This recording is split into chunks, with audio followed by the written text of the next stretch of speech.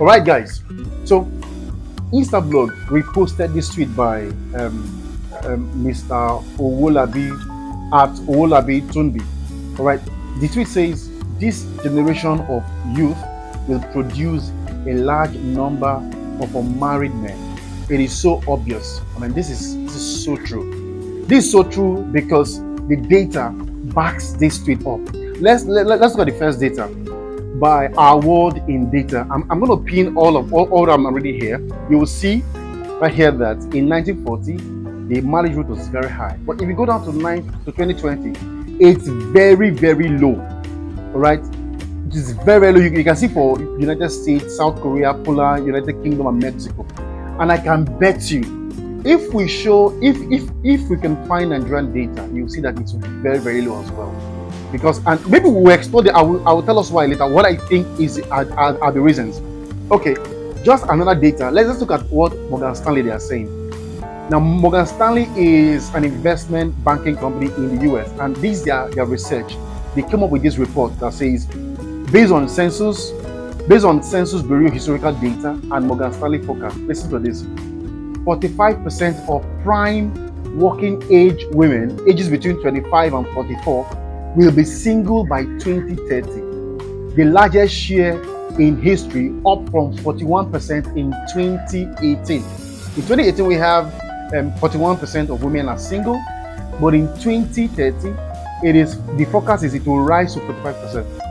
I know some people believe that, I mean, it's not for me, I'm going to get married. I'm not talking about you. I mean, God can do something for you. God can do a miracle for you. I'm not talking about you.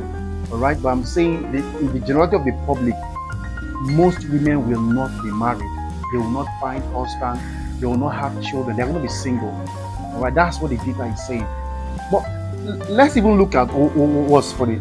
Let me read what one of the comments in that tweet says. His name is Obomate Jacques. Look at what they said. He said, majorly lack of jobs, bad economy. Secondly, some few men doing well are just flirting, not ready to settle down.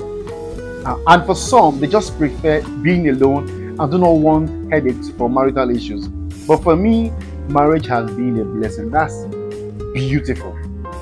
But there are some comments that are very horrible here. Let me read this other comment. This guy said, modern men don't want to give up their sovereignty through marriage any longer. Moreover, they've been paying more attention to 1 Corinthians 7 verse 27 to 28, which clearly stated that it is good to marry, but better not to marry. All right, this is what he said. But what caught my attention was the hatred, the back and forth hatred between the both genders. And this lady, I'm in love, was responding to a particular person, and look at what she said. She said, the funny part is most of the men saying marriage is a burden, a financial mistake, unnecessary responsibility, they are getting wiser, blah blah blah, are already married with kids. Single ones will be reading and deceiving themselves, not knowing they are alone. Those who know will tell you marriage is sweet. Just set your priorities right, be responsible, and settle with a responsible person. Then your narrative will change. Well, I kind of agree with the last part of what she said. All right, if you settle with the right person. Okay, but more so, what this other lady said caught my attention. The level of hate. This is what she said. She said, responding to Napoleon, she said, men don't even make good husbands and fathers 95% of the time. So I'm not sure what you think women will be missing. Now she's responding to somebody. Then she now went ahead to say, it is women who are beginning to self-preserve. Women no longer want marriage because it only ever benefits men anyway, in spite knowing next to nothing about being husbands and fathers. I mean, what got my attention here is the level of hate, back and forth.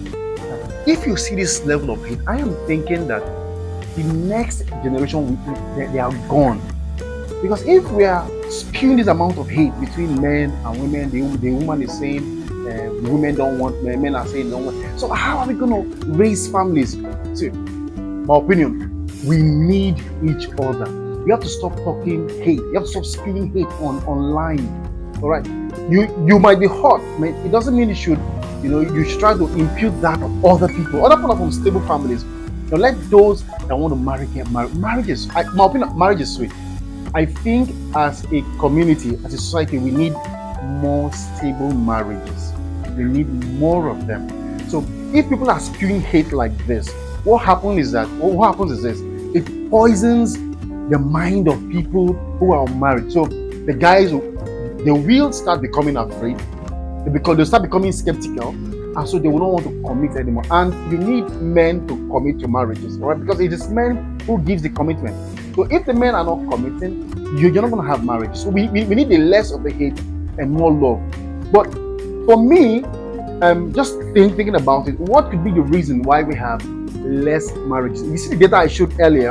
In 1940, we have very high marriage rate. People are getting married and having children. That was mainly after the war. So the society was in chaos. I'm just thinking about it. We're in rancor. We just finished the war, and so we needed each other to survive. So the only way we can survive is we come together. When we stay together, we are most likely to survive. So you see, the man, the woman, they'll stick together. They'll go through the hard time, through the Great Depression. But the moment things start getting better, when we have abundance, everything will just go upward. One of the reasons I think people are not getting married anymore, why men are afraid of getting married anymore, is the divorce rates. I think divorce rate is one of the biggest reasons. So you see somebody, in fact, there was a case I saw, the man just got married. He borrowed money to even marry. This was happening in Lagos. Borrowed money, got married. In less than a year, the lady said she wasn't feeling the man anymore, and then abandoned the man. And the man is he paying the debt? And his friend is asking him, Baba Alpha, where's my money?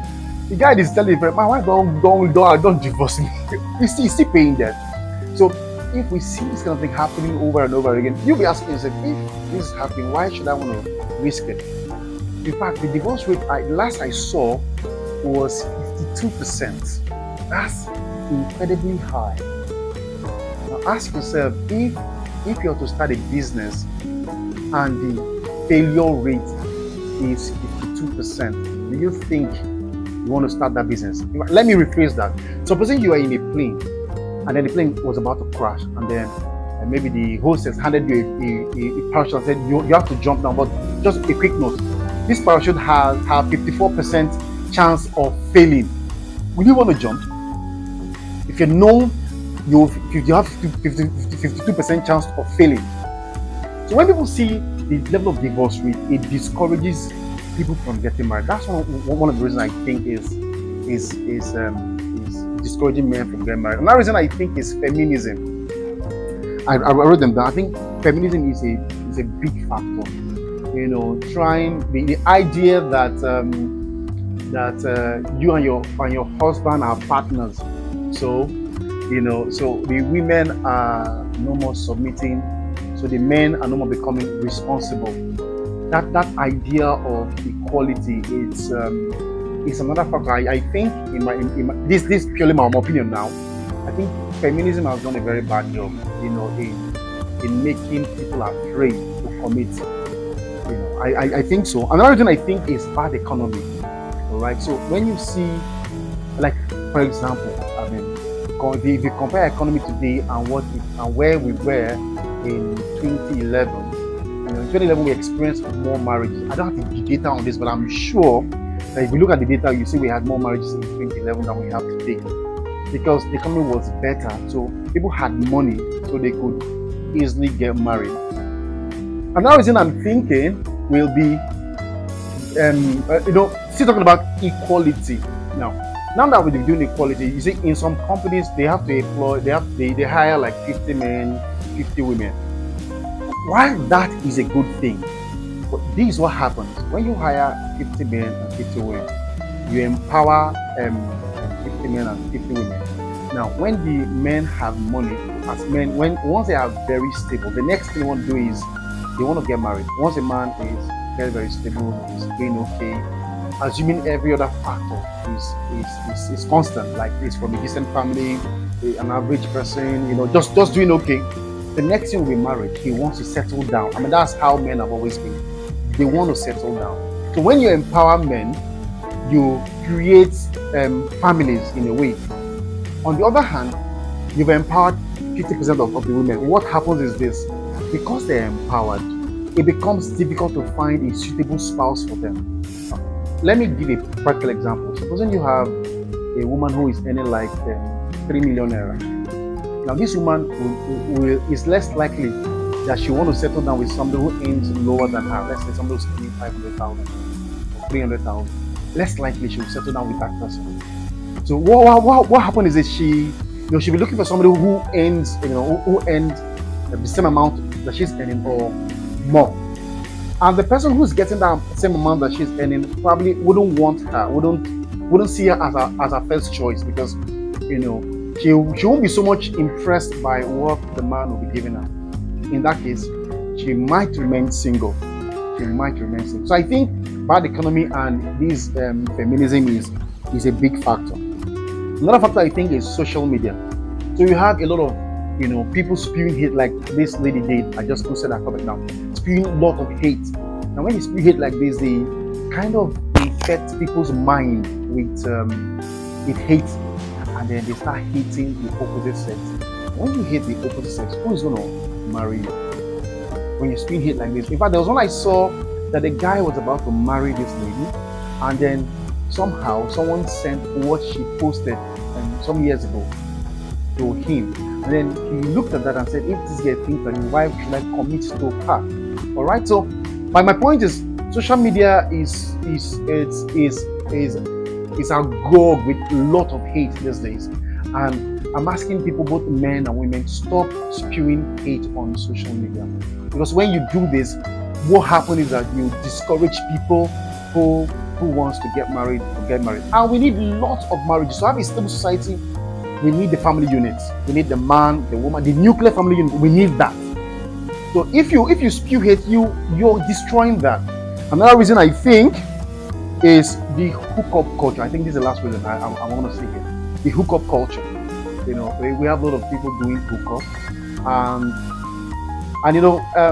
somehow social media have found a way to glorify it, to make it look okay.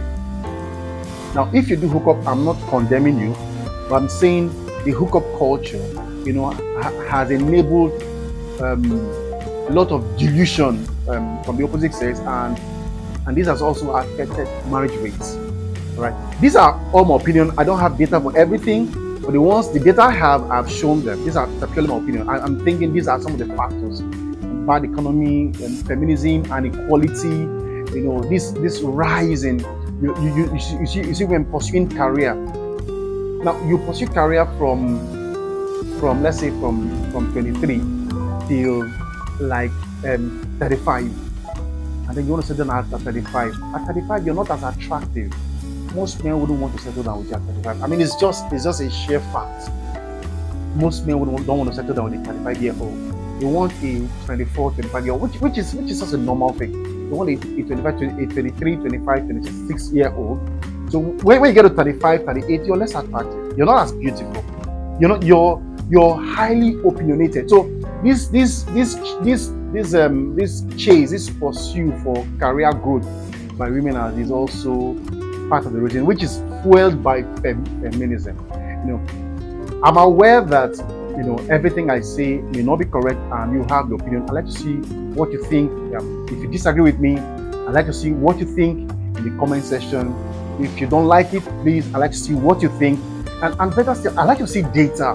What is the research saying? Show me, screenshot it, show it in the comment section, and I'll be there to respond. Peace out.